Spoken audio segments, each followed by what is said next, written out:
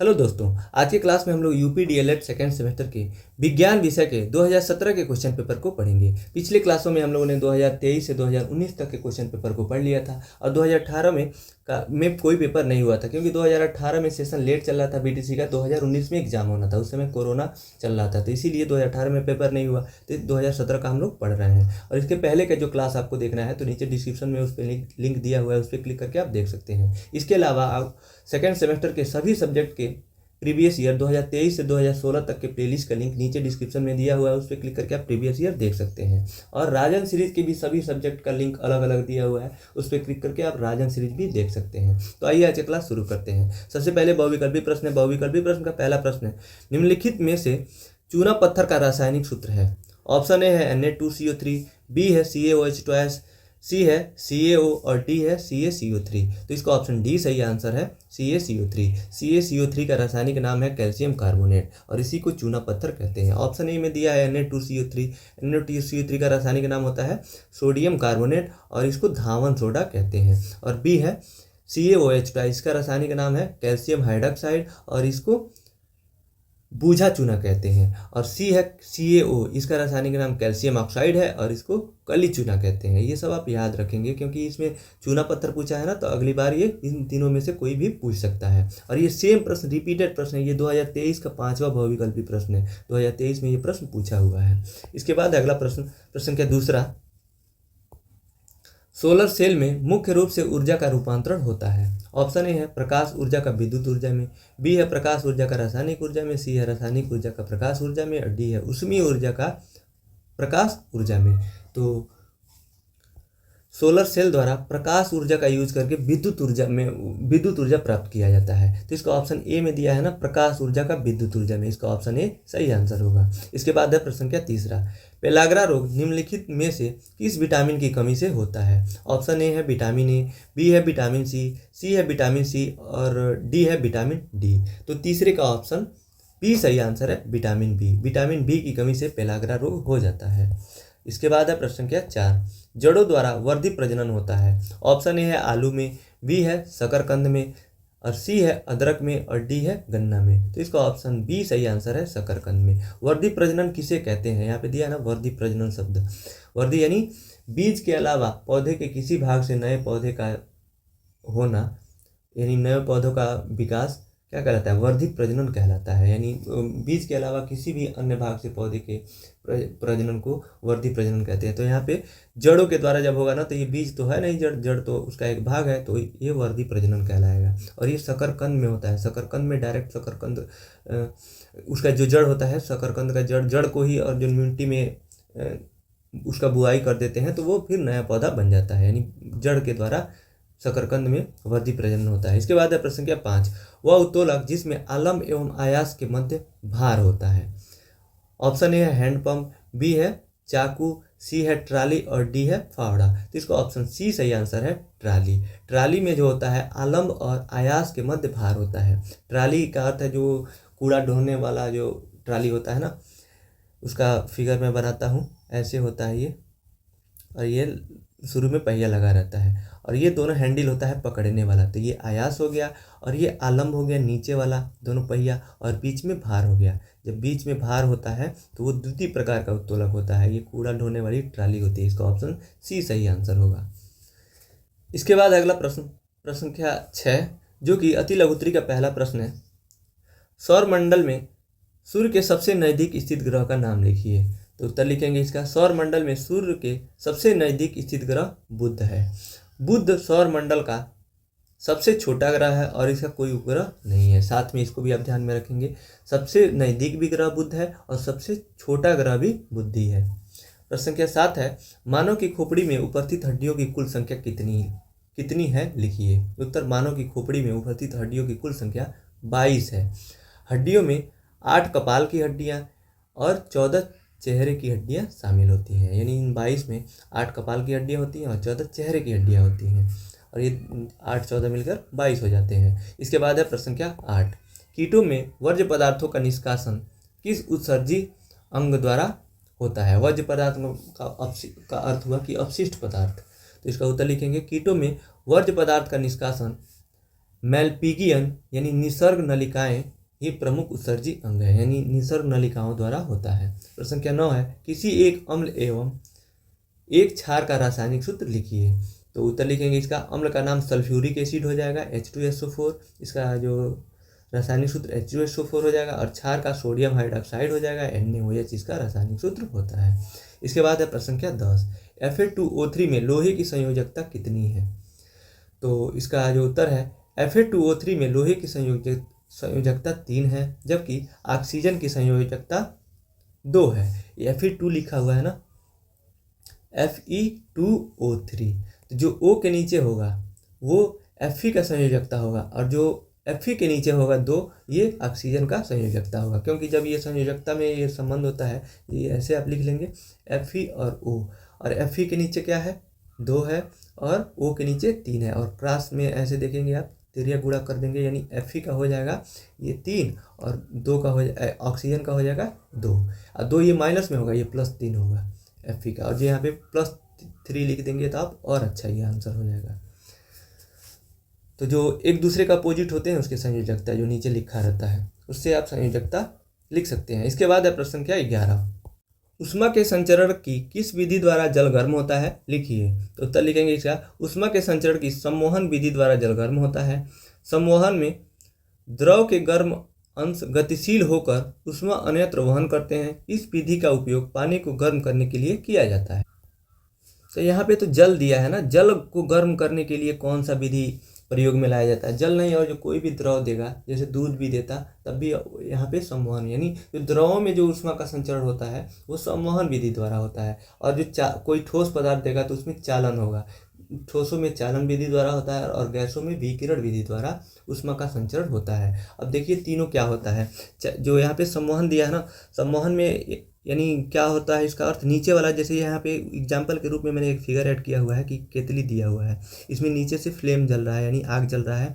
नीचे वाला जब पानी के अणु जब गर्म हो जाते हैं तो ये सीधे ये दूसरे वाले को नहीं गर्म करते, अपने ऊपर वाले को, सीधे ये ऊपर चले जाते हैं। देखिए रेड से दिखाया गया, रेड एरो से ये जो गर्म पानी के अणु हैं ऊपर जा रहे हैं, सीधे ऊपर चले जाते हैं। ऊपर के जो ठंडे अणु जो होते हैं पानी के वो नीचे आ जाते हैं।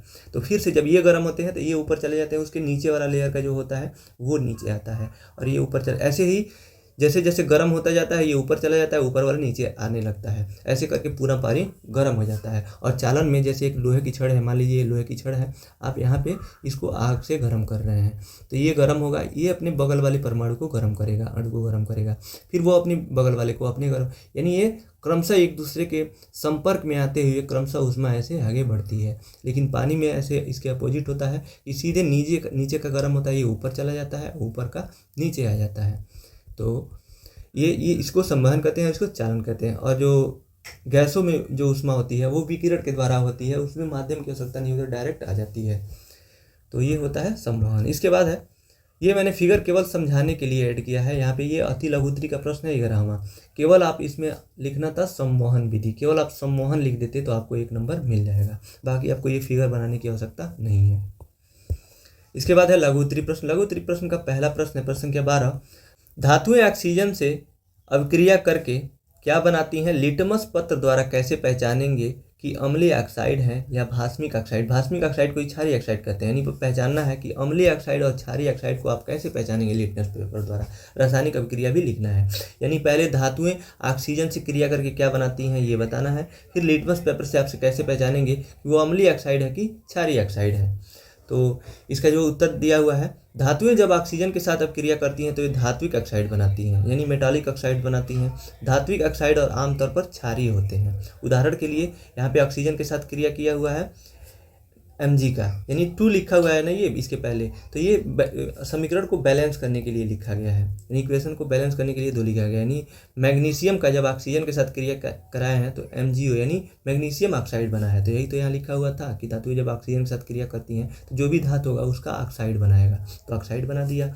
अब पहचान इसका कैसे करेंगे, लिटमस पत्र द्वारा, तो यहाँ पे हेडिंग लिखेंगे लिटमस पत्र द्वारा पहचान। पहला, अम्लीय ऑक्साइड का पहचान कैसे करेंगे, इसका भी समीकरण लिखेंगे, और क्षारीय ऑक्साइड अगर जो होगा तो उसकी पहचान करेंगे तो उसका समीकरण लिखेंगे। तो यहाँ पे और जो अम्लीय ऑक्साइड होगा तो उसका पहचान होगा अम्लीय ऑक्साइड पानी में घुलकर एसिड बनाते हैं और नीले लिटमस पेपर को लाल कर देते हैं। उदाहरण के लिए कार्बन डाइऑक्साइड है, जैसे कार्बन डाइऑक्साइड को जल के साथ क्रिया करेंगे तो H2CO3 बनाएगा और नीला लिटमस पेपर को ये लाल कर देगा। और जो वो क्षारीय ऑक्साइड होगा तब धात्विक ऑक्साइड पानी के साथ घुलकर क्षार यानी बेस बनाते हैं और लाल लिटमस पत्र को नीला कर देते हैं। ये उसके उल्टा, वो नीला को लाल कर रहा था, ये लाल को नीला कर देगा। उदाहरण के लिए मैग्नीशियम ऑक्साइड है, तो जब मैग्नीशियम ऑक्साइड क्रिया करेगा जल के साथ तो ये MgOH बना देगा, यानी ये क्षार बना देगा। ये क्षार MgOH क्षार है और ये लाल लिटमस पेपर को नीला कर देंगे। इसके बाद है लिखा हुआ है नीचे, इस प्रकार लिटमस पत्र की प्रतिक्रिया से हम अम्लीय और भास्मिक ऑक्साइड यानी क्षारीय ऑक्साइड की पहचान कर सकते हैं। इसके बाद है अगला प्रश्न संख्या 13, कृषि कार्य में प्रयुक्त उपकरण ड्यूलर एवं कल्टीवेटर की उपयोगिता लिखिए। यानी ड्यूलर और कल्टीवेटर का बताना है कि क्या उपयोगिता है। ड्यूलर जो होता है ये खेत की बुआई के लिए किया जाता है, जो बीज इसमें भर दिया जाता है और इसे बुआई होता है नीचे खेत में, जुते हुए खेत में। और कल्टीवेटर से खेत की जुताई होती है। बाकी इसका उपयोग देखते हैं। इतना आप समझ गए तो लिख सकते हैं, लेकिन देखिए नीचे लिखा क्या हुआ है कि उसका उत्तर लिखेंगे कृषि कार्य में प्रयुक्त उपकरण ड्यूलर एवं कल्टीवेटर की उपयोगिता। जिसमें पहला हेडिंग लिखेंगे ड्यूलर। ड्यूलर से अच्छी तरह तैयार खेत में बड़े या मध्यम आकार की बीज बुआई करने या अंतर को पूरा करने के लिए उपयोग किया जाता है। इसके द्वारा छिद्रों के माध्यम से बीजों को बोया जाता है। इसी में दिया हुआ है, इसमें 2 प्रकार के बीज डालने की प्रणाली है, जिसमें पहला है ककड़ी की गड्ढेदार मापक प्रणाली और दूसरा है बीज बक्सा हत्था एवं बीज विकास द्वारा लगे हुए हैं। यानी ये 2 तरह से इसमें बीजों को उसमें रख के और बुआई किया जाता है। और दूसरा हेडिंग है कल्टीवेटर। कल्टीवेटर एक कृषि उपकरण है जिसका उपयोग खेत की जुताई करने के लिए किया जाता है। खेत में मिट्टी के ढेलों को तोड़ने में भी इसका प्रयोग किया जाता है, जिससे मिट्टी में गुणात्मक सुधार होता है। कल्टीवेटर के द्वारा कृषि कार्य के लिए मिट्टी तैयार करना, खरपतवार निकालना आदि का काम किया जाता है। तो ये दोनों का उपयोगिता हो जाएगा। इसके बाद है प्रश्न संख्या 14, परिवेशी स्वच्छता एवं स्वास्थ्य में क्या संबंध है? आप परिवेश को स्वच्छ रखने के लिए अपनी भूमिका कैसे निभाएंगे? तो इसका आंसर लिखेंगे, स्वच्छता एक ऐसा महत्वपूर्ण अभियान है जो स्वयं, समाज और पर्यावरण के लिए फायदेमंद है। स्वच्छता के महत्व, स्वस्थ रहने का माध्यम, स्वच्छता अपनाकर हम खुद को रोगों से बचा सकते हैं और स्वच्छ रह सकते हैं। स्वच्छ परिवेश बीमारियों के प्रसार को रोकता है और अच्छे स्वास्थ्य को सुरक्षित रखता है। इस प्रकार परिवेशी स्वच्छता एवं स्वास्थ्य में घनिष्ठ संबंध है। और यहाँ पे प्रश्न में पूछा हुआ था कि परिवेशी स्वच्छता एवं स्वास्थ्य में संबंध, ये तो संबंध हो गया। उसके बाद से आप परिवेश को स्वच्छ रखने के लिए अपनी भूमिका कैसे निभाएंगे? तो यहाँ पे हेडिंग लिखेंगे आप नीचे इसके लिए, परिवेशी स्वच्छता एवं स्वास्थ्य। हमें स्वस्थ रहने के लिए अपने आसपास के वातावरण का साफ सुथरा रखना चाहिए और गंदगी नहीं फैलानी नहीं चाहिए। यहाँ पे नहीं 2 बार हो गया ना, ये नहीं होगा, केवल गंदगी नहीं फैलानी चाहिए। इस प्रकार हम अपने परिवेश को स्वच्छ रख सकते हैं और अपने आप को स्वस्थ भी रख सकते हैं। इसके बाद है अगला प्रश्न संख्या 15, मानव के श्वसन अंग का नामांकित चित्र बनाइए। उत्तर, मानव के श्वसन अंग का नामांकित चित्र, यानी केवल यहाँ पे चित्र बनाना है, वर्णन नहीं करना है, तो आप इसका नामांकित चित्र यहाँ बना देंगे।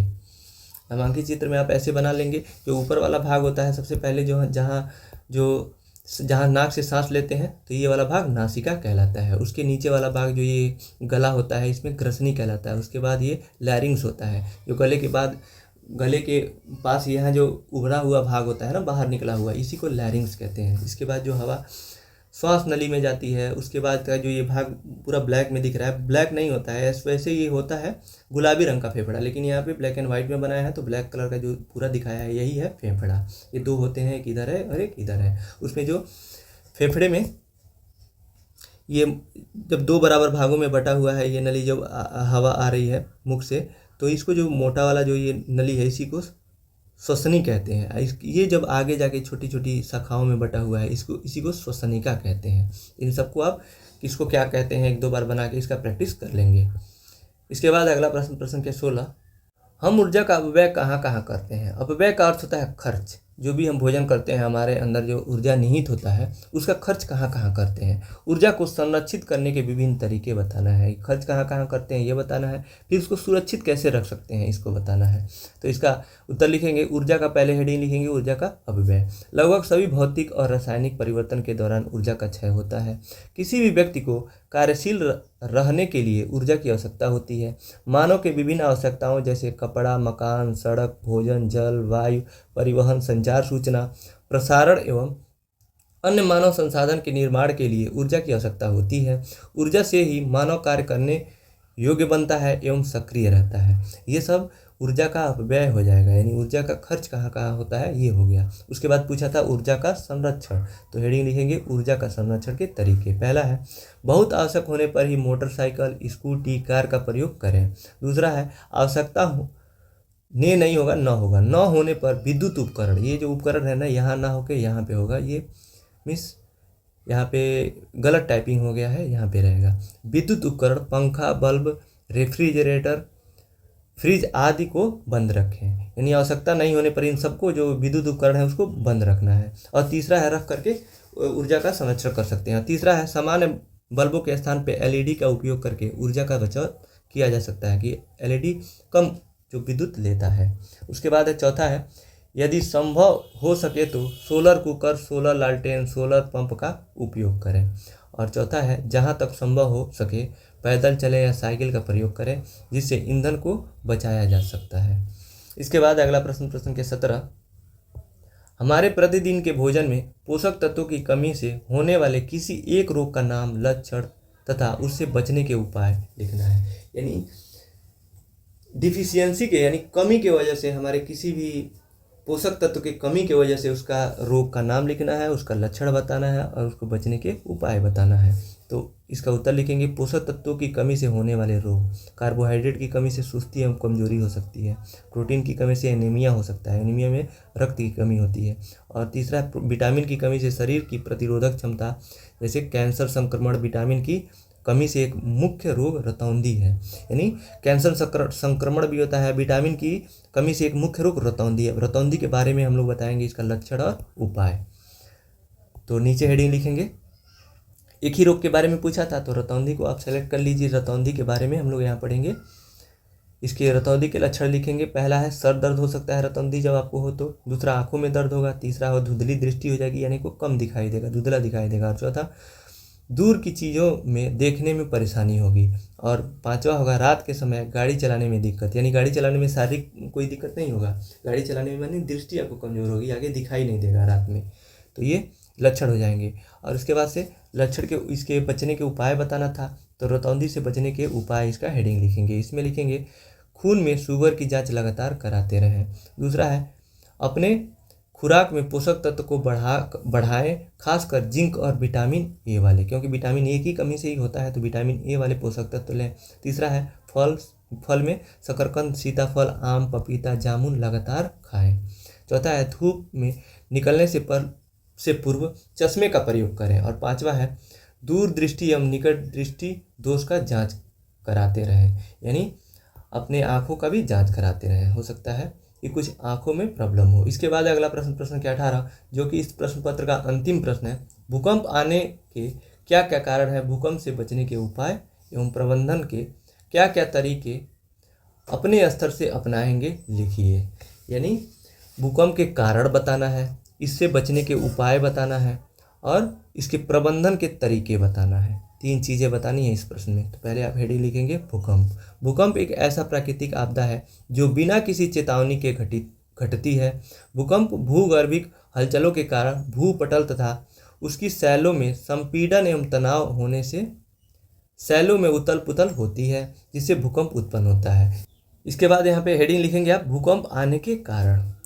विवर्तनिक क्रिया, ज्वालामुखी विस्फोट, समस्तिक समायोजन तथा वितलीय कारणों से भूकंप की उत्पत्ति होती है। ज्वालामुखी क्रिया द्वारा भूगर्भ से तप्त मैग्मा, जल जैसे गैस आदि ऊपर निकलने के लिए शैलों पर तेजी से धक्के लगाते हैं तथा दबाव डालते हैं, जिसके कारण भूकंप उत्पन्न होता है। इसके अलावा भूकंप आने का सबसे बड़ा कारण प्लेटों का वही चीज़ है, ये इन सब चीज़ों से भी भूकंप आ जाता है। और जो पृथ्वी है वो कई प्लेटों में बटी हुई है, जब प्लेटों का टकराव होता है तो भूकंप आता है। इसके बाद है भूकंप से बचने के उपाय एवं प्रबंधन, ये भी पूछा हुआ था। इसमें पहला लिखेंगे बाहरी आवरण, दरवाजे, खिड़की, छज्जा आदि से बचें। और दूसरा है यदि आप बाहर हैं तो पेड़, खंबे आदि से बचें, उसके पास ना जाएं, क्योंकि भूकंप आएगा तो पृथ्वी हिलेगी तो आपके ऊपर गिर सकता है। तीसरा है इसमें भूकंप के झटके जारी रहें तब तक एक ही जगह बैठे रहें जब तक आप सुनिश्चित न कर लें कि आप सुरक्षित ढंग से बाहर निकल सकते हैं, वहीं पर बैठे रहें। और चौथा है पीड़ित व्यक्ति को त्वरित उपचार करने के लिए चिकित्सालय ले जाएं। यानी पीड़ित व्यक्ति का अर्थ है जो भी भूकंप आ रहा है उससे किसी को चोट लग जा रहा है, कोई घायल हो जा रहा है, तो तुरंत उसको भूकंप के बाद चिकित्सालय ले जाएं। और पांचवा है भूकंप के दौरान लिफ्ट का प्रयोग न करें। छठवा है यदि आप मकान में या बहुमंजिली इमारत में हैं तो बाहर निकल आएँ और खाली स्थान पर चले जाएं। तो ये रहा आज का ये 2017 का क्वेश्चन पेपर। इसी के साथ आज का क्लास यहीं समाप्त होता है। इस क्लास के पीडीएफ के लिए आप टेलीग्राम चैनल ज्वाइन कर सकते हैं, जिसका लिंक नीचे डिस्क्रिप्शन में दिया हुआ है, और वहाँ से इसका पीडीएफ ले सकते हैं। इस वीडियो को देखने के लिए आपका बहुत बहुत धन्यवाद दोस्तों।